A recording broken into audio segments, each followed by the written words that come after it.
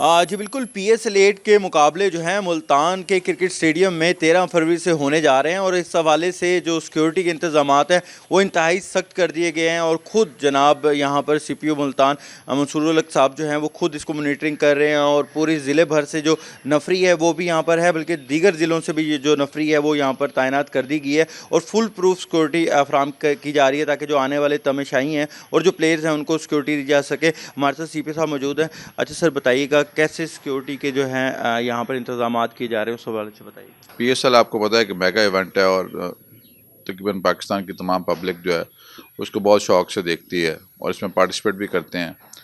अगर मुल्तान का जो है जिक्र किया जाए तो मुल्तान के जो अवाम है वो इसमें कोई एक्स्ट्राऑर्डिनरी इंटरेस्ट शो करते हैं और हमेशा हाउसफुल होता है स्टेडियम।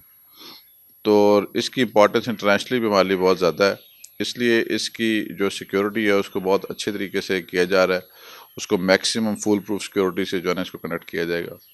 इसमें तकरीबन 8,000 लोग जो हैं वो पार्टिसिपेट कर रहे हैं पुलिस की तरफ से, जिसमें डिस्ट्रिक्ट पुलिस है, स्पेशल ब्रांच है, ट्रैफिक पुलिस है, एलीट की गाड़ियां हैं, डॉल्फिन स्क्वाड है, मुजाहिद स्क्वाड है और दीगर भी जो वायरलेस का अमला है।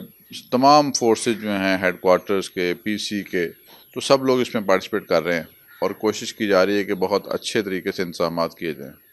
जी बिल्कुल, CPO मुल्तान का यही कहना है कि तकरीबन 8,000 के करीब जो एहलकार हैं और अफसरान जो हैं वो यहाँ पर ड्यूटी पे मामूर रहेंगे और कोशिश की जाएगी, पूरी एफर्ट की जाएगी कि जो यहाँ पर होने वाले मैचेस हैं उसको फुल प्रूफ सिक्योरिटी फराहम की जाए। जी।